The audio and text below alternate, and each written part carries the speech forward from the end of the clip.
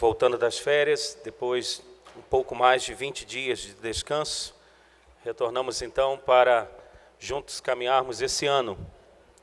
Quero trazer aqui um abraço pessoal, agora ao vivo, aqueles irmãos que nesse mês perderam seus familiares, ou como, por exemplo, nosso irmão Eli perdeu a sua mamãe, nosso jovem Felipe Pité perdeu o seu pai. Nós também tivemos o falecimento do pai do nosso irmão seminarista Lucas. Então quero trazer um abraço pessoal a todos os familiares. Estou vendo aqui a Lívia. Então que Deus possa estar continuamente trazendo consolo ao coração de vocês por meio do Espírito Santo. Também um abraço a todos os aniversariantes desse mês. Alguns eu consegui parabenizar pelo WhatsApp e outros não, mas quero então trazer aqui os parabéns. Quero parabenizar a dona Noemi, que completa mais um ano de vida nesse dia. Que Deus possa continuar abençoando a sua vida, dona Noemi, em nome de Jesus. E a Mara fez um sinal ali, me ajuda aqui. Eu não consigo, eu tenho uma dificuldade tremenda. Ah, tá. Era a dona Noemi mesmo, né? Obrigado. Ô, gente, se for para tentar ser profissional na área de entender linguagem facial assim, eu morro de fome, eu não consigo entender. Irmãos, vamos meditar na palavra de Deus? Vamos abrir na carta que Paulo escreveu aos Filipenses, não a todos os moradores, mas a igreja de Cristo que se estabeleceu naquela cidade de Filipos, aqueles irmãos alcançados pelo poderoso evangelho de Cristo. Filipenses capítulo 3, eu quero ler do verso 7 até o verso de número 11, de Filipenses capítulo 3.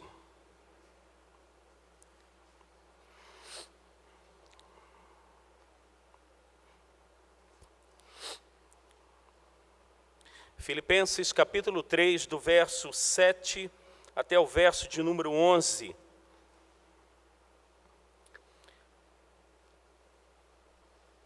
Assim disse o apóstolo Paulo, na metade desta carta: mas o que para mim era lucro, isto considerei perda por causa de Cristo. Sim, deveras, considero tudo como perda, por causa da sublimidade do conhecimento de Cristo Jesus, meu Senhor, por amor do qual perdi todas as coisas e as considero como refúgio para ganhar a Cristo e ser achado nele, não tendo justiça própria que procede da lei, senão a que é mediante a fé em Cristo, a justiça que procede de Deus, baseada na fé, para o conhecer e o poder da sua ressurreição e comunhão dos seus sofrimentos, conformando-me com ele na sua morte, para, de algum modo, alcançar a ressurreição dentre os mortos. Vamos orar mais uma vez. Pai bendito, Pai do nosso Senhor Jesus Cristo, o nosso Salvador, o nosso Libertador, nós clamamos nessa manhã mais uma vez a ação poderosa do Teu Espírito Santo na exposição do texto sagrado.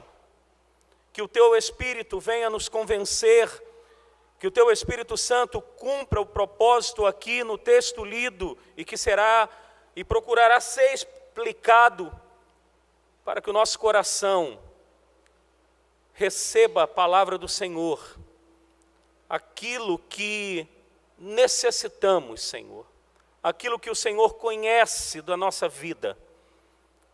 Nós clamamos que seja uma manhã especial por parte do Senhor para as nossas vidas aqui. E nós fazemos esse pedido, Senhor, por meio do Teu Filho Jesus Cristo. É por Ele, Senhor, que nós pedimos. Amém, Pai. Amém. Eu fiz uma pergunta para mim na leitura destes versos. Antes de trazer essa pergunta que eu levantei para mim e que eu quero compartilhar com os irmãos, eu quero só contextualizar um pouco aqui onde nós estamos na carta. Paulo, ele escreve esta carta aos Filipenses informando que ele estava numa prisão domiciliar em Roma. Os filipenses sabiam disso, aqueles irmãos ali na cidade, tanto que eles mandaram Epafrodito cuidar do apóstolo Paulo naquela prisão domiciliar. E o apóstolo Paulo encaminharia novamente Epafrodito para a cidade de Filipos, porque na estadia ali com Paulo, naquela prisão domiciliar, Epafrodito teve algum problema de saúde que quase veio a óbito. E aí Paulo, então, ao mandar novamente Epafrodito para a cidade de Filipos, Paulo, então, faz uma carta para que Epafrodito pudesse levar, e esta carta ser lida entre aqueles irmãos ali na cidade de Filipos. E aqui nós estamos dentro de um momento da carta em que o apóstolo Paulo está exortando aqueles irmãos com relação aos falsos mestres, ou aos falsos pastores, ou aos falsos líderes, a ponto do apóstolo Paulo chamarem estes homens de cães, para que aqueles irmãos tivessem cuidado, porque aqueles falsos obreiros, eles eram cães, eles devoravam aqueles irmãos ali, não a sua carne, não fisicamente, mas o coração daquelas pessoas ali, levando ou tentando levar aquela igreja para um outro evangelho que não era o evangelho verdadeiro de Cristo. E o apóstolo Paulo, ele diz, olha, se alguém pudesse se gabar da sua vida religiosa, do seu passado, o apóstolo Paulo diz, esse seria eu. Porque estes cães, estes falsos obreiros, estes falsos mestres, eram os judaizantes, eram aqueles judeus que o apóstolo Paulo, depois de pregar o evangelho em determinadas cidades, eles chegavam logo atrás dizendo, este evangelho que Paulo prega é um evangelho falso, porque é um evangelho falso demais, é simples e fácil demais, porque ele prega simplesmente acreditar e confiar na justiça de Deus através do seu Filho pela fé, mas não é bem assim não. É necessário o homem circuncidar, é necessário o homem seguir uma dieta religiosa, é necessário seguir um calendário religioso. Então, esse evangelho que Paulo prega, ele está pela metade. Paulo só prega Cristo, justiça de Deus, mas vocês precisam fazer algo. E justamente Paulo, ao tomar conhecimento disso, certamente por meio de Epafrodito, Paulo reserva um momento da sua carta para dizer, cuidado com estes falsos líderes, cuidado com estes falsos pastores, estes falsos obreiros, eles são cães, eles devoram a verdadeira fé. E aí sim, Paulo diz, se alguém tiver que se gabar, este sou eu, porque ele diz, no verso 5, eu fui circuncidado ao 8º dia, eu sou da linhagem de Israel, ou seja, eu sou verdadeiro israelita, eu sou, reduzindo ainda mais, da tribo de Benjamim, hebreu de hebreus, quanto à lei fariseu, ou seja, era o mais zeloso em relação à lei de Deus, quanto ao zelo, sou perseguidor da igreja, quanto à justiça que há na lei, irrepreensível. Aí entra os versos que me chamou a atenção, e que me fez levantar uma pergunta, e que eu queria estender essa pergunta para os irmãos, para a gente pensar.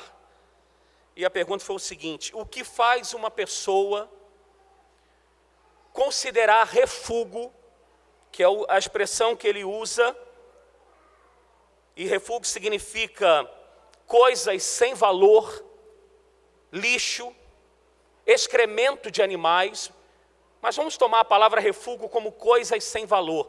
E a pergunta é, o que faz uma pessoa considerar algo sem valor, o que outrora era algo na sua vida muito valioso? Como exemplo, a religiosidade de Paulo, como, por exemplo, a nacionalidade dele, como também olhar para trás e ver os seus ancestrais e saber que ele, como diz alguns autores, tinha sangue azul na veia, ele era hebreu. O que faz este homem considerar o que para ele era fundamental, o que para ele era importantíssimo para a sua vida? O que faz agora este homem olhar para estas coisas e considerar isso sem valor? Essa foi a pergunta que eu fiz. Porque, gente, vamos pensar, todos nós consideramos algo hoje na nossa vida importante e fundamental para vivermos. E eu queria te levar a pensar nesta manhã, o que hoje você pode pensar, eu queria que você pensasse mesmo agora. Eu vou dar um tempo para você respirar e pensar, o que hoje na sua vida é importantíssimo, fundamental, a ponto de você falar, se isso for tirado, acabou a minha vida. Eu sei que existem coisas óbvias, e as óbvias eu queria que nós não pensássemos nela, como por exemplo, saúde. Se não tivermos saúde, acabou. Mas eu quero pensar, o que para você hoje é importante, que você dá tanto valor, que para você hoje é importantíssimo. E eu queria que você considerasse essa coisa, pensando um pouquinho mais na frente, lá no futuro. Se você considerasse essa coisa hoje sem valor, um refúgio, o que hoje você considera com valor? Vou tentar clarear um pouquinho mais. Você acha que a tua religiosidade ela é fundamental, importante para a sua vida? Sem religiosidade, minha vida fica estranha. Acordar domingo sem pensar ir para a igreja. E eu quero pensar em religiosidade no seu termo mesmo. Como a gente já aprendeu e a gente aprende, no latim, religarem, ligar-se a Deus. Para você hoje é importante, fundamental, seu status?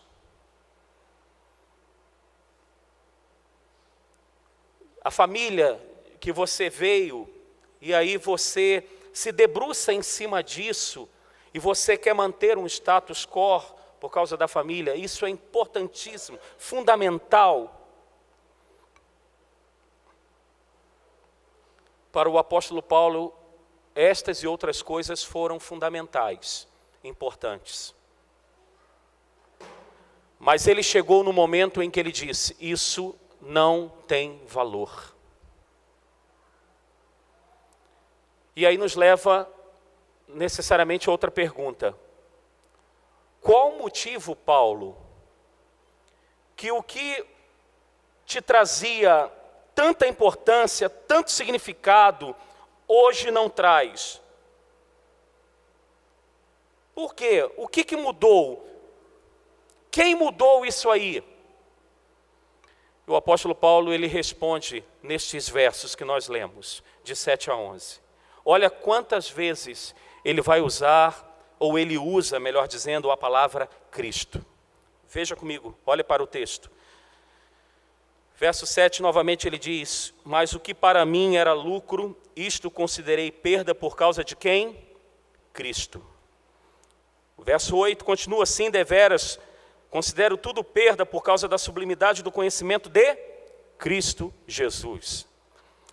Ainda no verso 8, ele diz no finalzinho, perdi todas as coisas e as considero como um refúgio, como sem valor, como nada para ganhar Cristo.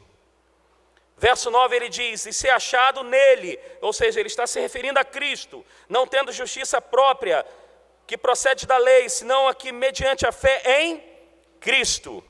A justiça que procede de Deus baseada na fé. E ainda no verso 10, ele usa não diretamente a palavra Cristo, mas ele está se referindo a Cristo quando ele diz, para o conhecer e o poder da sua ressurreição e a comunhão dos seus sofrimentos, conformando-me com ele, ou seja, Cristo, na sua morte. Queridos, olhem para cá.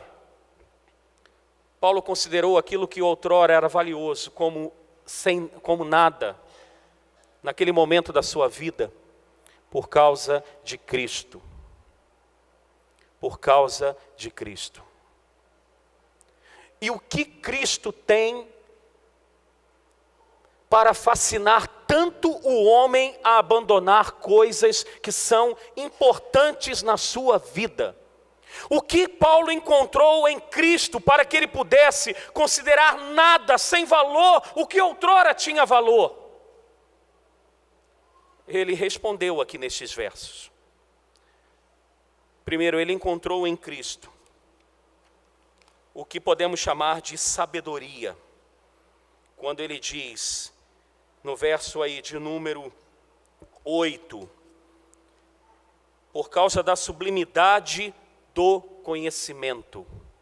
Essa palavrinha conhecimento, ela também significa por causa da sabedoria de Cristo. Ou seja, ele ainda coloca essa sabedoria como sublime, como a mais elevada de todas.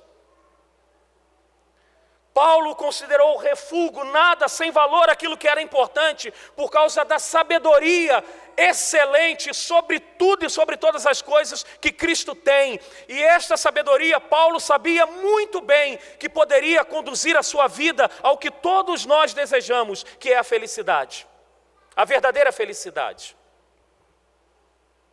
Por isso que ele considerou estas coisas sem valor. Porque ele disse, em Cristo eu encontro a real, a verdadeira sabedoria para poder viver. Como eu disse e repito, queridos, todos nós temos uma procura por nossa felicidade. E se deixarmos, como diz o pastor Timothy Keller, nós vamos procurar esta felicidade em deuses falsos. Nós vamos procurar essa felicidade no dinheiro, e todos nós já sabemos que não precisamos de muito para ser feliz, e pelo contrário, às vezes o dinheiro traz até mais dores de cabeça. Outros procuram no sexo, outros procuram nos bens, mas a verdadeira felicidade está em poder ser conduzido, ou ser conduzida a nossa vida com sabedoria. E Cristo é esta sabedoria para conduzir a nossa vida. Um pouquinho mais para frente, lá em Colossenses 2, verso 3, Paulo diz que em Cristo todos os tesouros da sabedoria e do conhecimento estão ocultos. O profeta Isaías diz que Jesus Cristo, ele quando viesse, pensando que Isaías profetizou a vinda do Messias, ele disse que Jesus seria o quê? Maravilhoso conselheiro. Quantos aqui buscam conselho para a vida? Levanta a mão aí. Todos nós buscamos conselhos. Nesses dias de férias, quantos conselhos que eu busquei e que eu tive? E eu confesso, alguns são furados, não são? Alguns chegam até a dizer assim, se conselho fosse bom, não se dava, vendia. Mas você quer um bom conselho? Você quer um real conselho, um verdadeiro conselho para conduzir a sua vida? A verdadeira felicidade? Busque a sublimidade do conhecimento de Cristo. Foi isso que Paulo fez.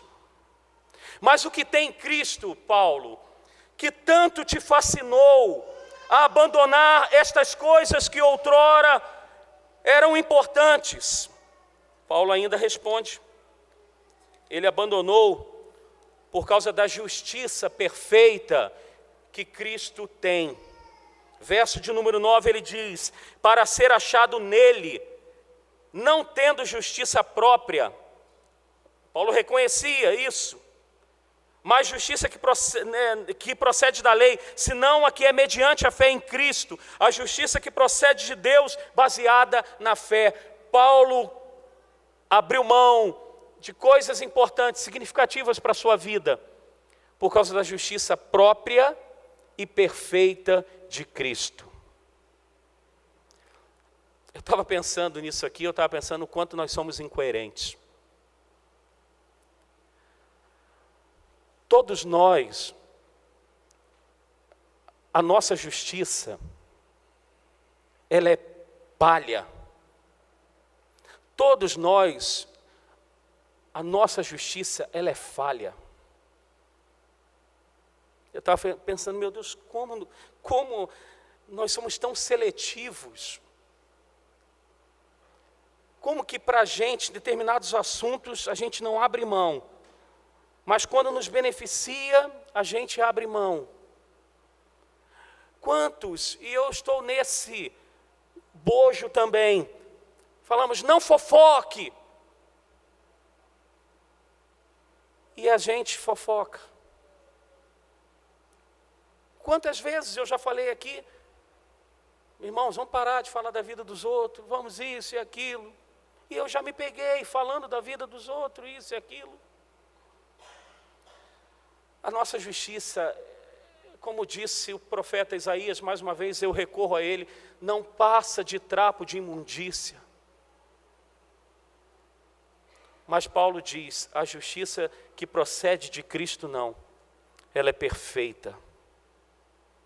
Não só para conduzir a nossa vida nessa esfera aqui deste mundo, mas acima de tudo para podermos nos relacionar principalmente com Deus. Porque se pensarmos, isso a gente está cansado de saber, se pensarmos que pela nossa justiça vamos poder ter acesso a Deus, esquece. Esquece. Por isso que Paulo entendeu muito bem, como disse John Stott, Paulo era um homem intoxicado por Cristo. Tanto que nestes poucos versos aqui, quantas vezes ele usa a palavra Cristo, Senhor, Jesus.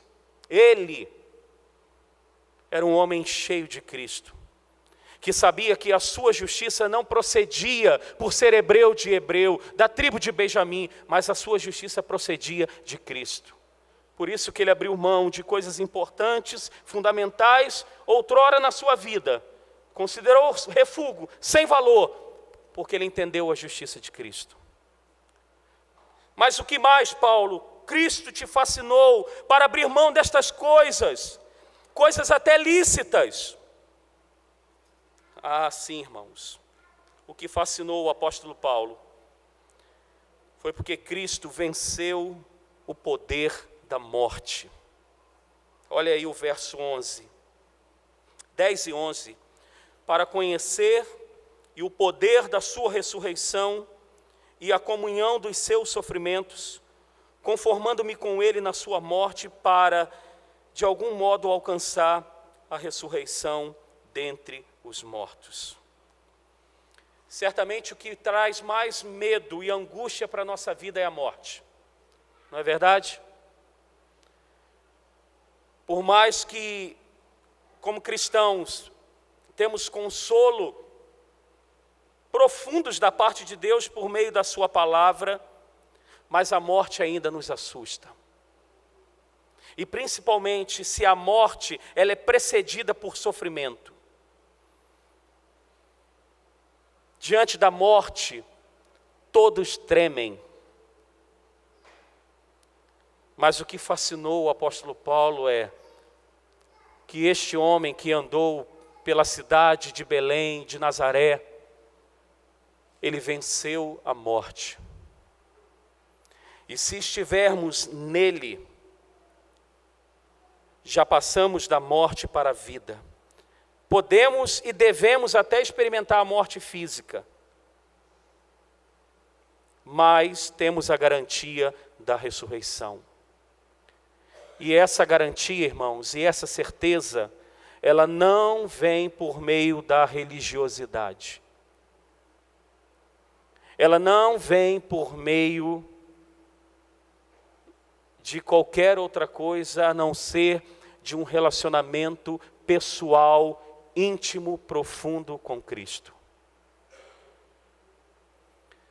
Porque ele deixa muito claro aqui que o motivo dele abrir mão destas coisas e considerá-las sem valor foi um motivo, dentre outros, poder conhecê-lo. E esse conhecimento aqui que ele começa a descrever aqui para a gente, está no início do verso 10, é um conhecimento íntimo, é um conhecimento em que os casais, casados, têm.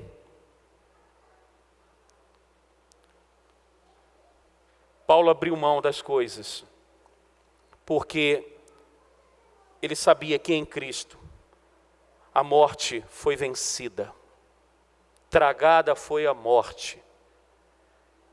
E aí ele podia muito bem abrir mão destas coisas. Eu coloquei aqui para a gente pensar. Por estas e outras coisas mais, vale a pena considerar as coisas desse mundo sem valor, para alcançar algo maior, tanto nesta vida, como no porvir. Eu vou repetir o que eu coloquei. Por estas e outras coisas mais, vale a pena considerar as coisas deste mundo sem valor, para podermos alcançar algo maior, mais sublime, tanto nesta vida, que é temporal, como na vida por vir. Como na vida por vir. Eu volto à pergunta, eu fiz algumas, eu volto a mais uma pergunta. O que para você hoje é fundamental e importante, mas que te atrapalha verdadeiramente de conhecer Cristo, de se relacionar com Ele? Talvez seja a religião. Talvez seja a religião. Talvez você ache que por estar aqui domingo após domingo, isso significa que você conhece a Cristo. Pode significar sim, mas pode não significar. Porque quantos que estão aqui, estou fazendo um círculo, eu também estou.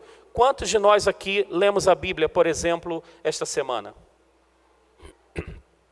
Abrimos a Bíblia para meditar. Quantos aqui oraram esta semana? Eu não estou falando aquela oração, quase que um Twitter, né, que tem uma quantidade de caracteres. Obrigado pelo café da manhã, obrigado pelo almoço, amém. Não, estou falando oração. Se derramar na presença de Deus. Se colocar na brecha por uma outra pessoa. Mas talvez você ache que a religião, todo domingo está na igreja, isso significa relacionamento com Cristo. Pode não significar. Talvez seja o status. Eu sou pastor, né? Então o pastor é um quase anjo santo. Só falta auréolas e asinhas. E aí toma um Red Bull que cria asas, né? Voa. Mas também não significa nada. Nada, nada, nada. E às vezes a gente pode se esconder por trás deste nome, pastor. Ah, irmãos, como nós precisamos conhecer Cristo verdadeiramente. Eu acho que um dos maiores problemas da igreja hoje, geral, é a gente conhecer isso aqui e não colocar em prática na nossa vida.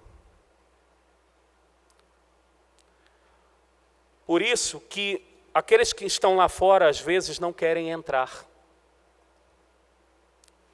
Nas férias agora eu estava conversando com meu cunhado, que não é cristão, e por 2 ou 3 vezes ele me pegou falando de crentes e dizendo assim, é por isso que eu não vou para a igreja. Ele me desculpa, meu cunhado, mas ele falou, é por isso que eu não vou.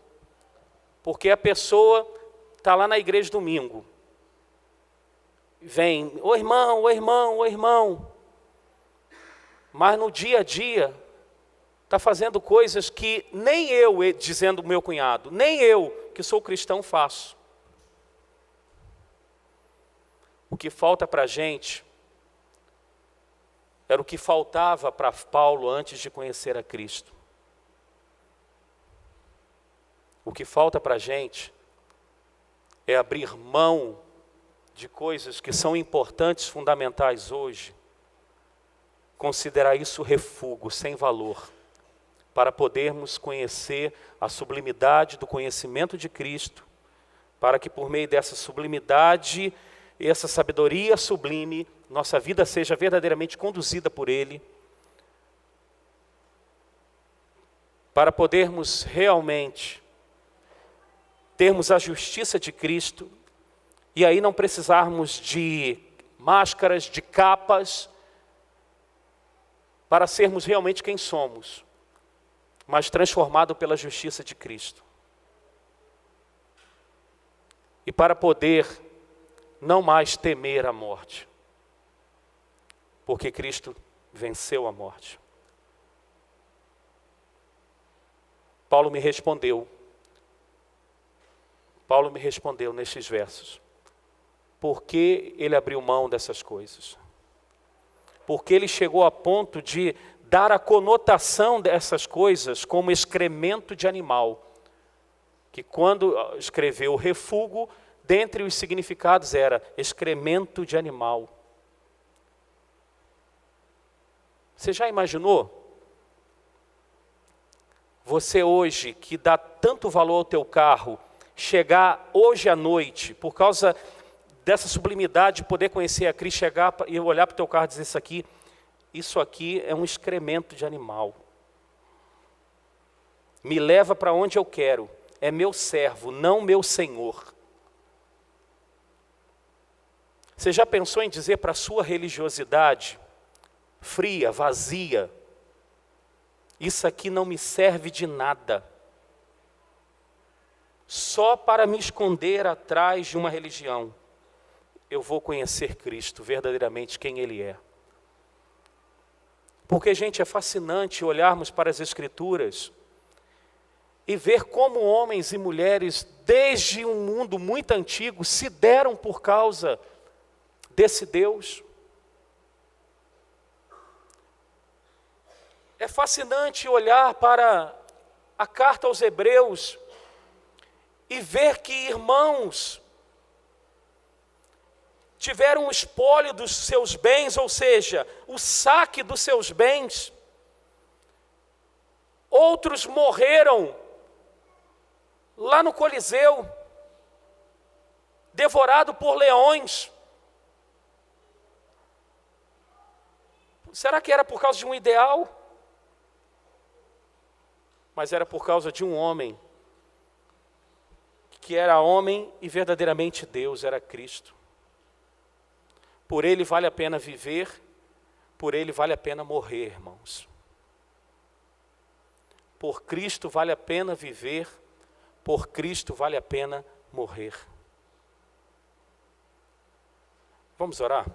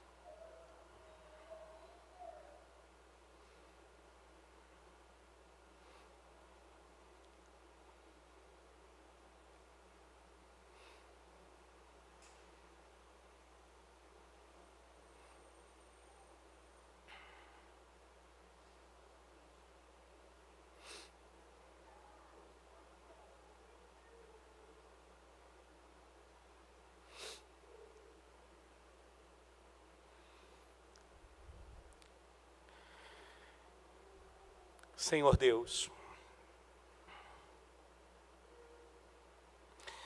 nessa manhã estamos aqui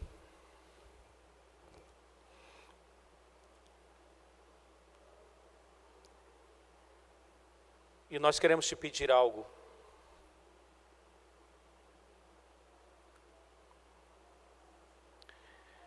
Que a gente esteja no caminho certo,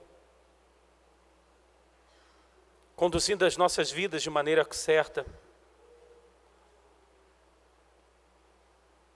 que é o verdadeiro conhecimento do Teu Filho Jesus Cristo. Pautarmos a nossa vida por meio de Jesus Cristo. as nossas ações, os nossos pensamentos.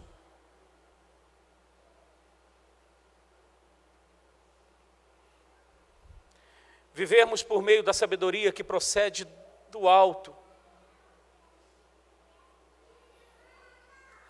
Porque, Senhor, nós, ao longo da nossa vida, da nossa caminhada, nós agregamos coisas que damos significados e dizemos para nós mesmos que para sermos felizes precisamos destas coisas. Quando na verdade o que nós precisamos é de Cristo, Senhor. Porque hoje aquilo que temos ou que achamos que é fundamental, importante para a nossa vida, talvez estas mesmas coisas podem nos levar até a morte.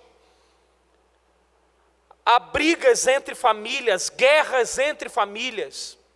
Há brigas entre pai e filho, filhos e pais.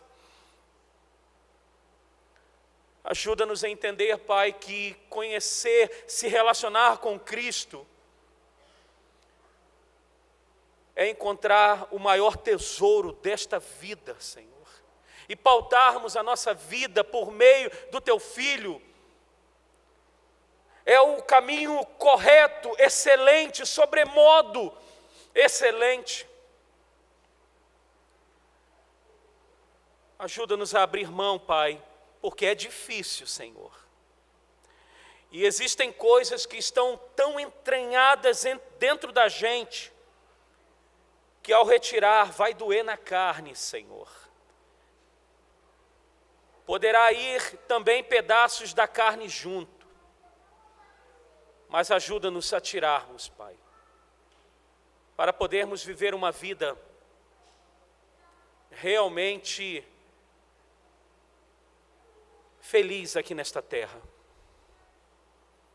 Para sermos realmente vidas que, em contato com outras, traga esperança,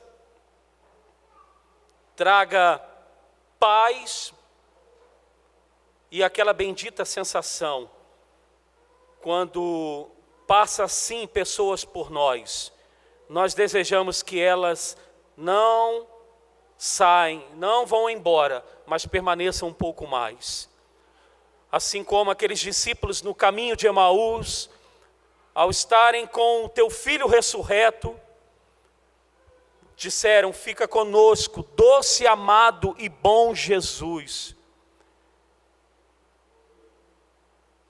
Que ao termos verdadeiramente a Tua vida em nós, sejamos pessoas que possam marcar a vida de outras,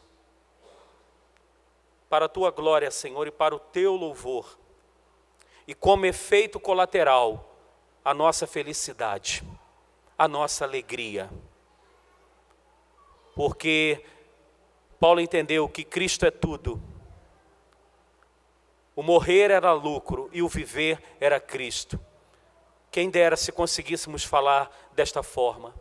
O morrer é lucro, o viver é Cristo. Mas que possamos chegar nesse patamar, Senhor. Porque Paulo era homem como nós, sujeito às mesmas falhas, como disse Tiago em relação à vida de Elias. Que possamos chegar nesse patamar, de olharmos para as coisas que hoje criam uma borda ao nosso redor e nos dá uma plataforma para sobreviver, de olhar para estas coisas e dizer: é refúgio. A minha âncora é Cristo. O meu viver é Cristo. Não importa se viverei 80, 90 anos ou 30, 40 ou 20, mas o meu viver é Cristo. Dá-nos, ó Deus, dá-nos essa bênção de vivermos assim. Em nome de Jesus, Pai. Amém. Que a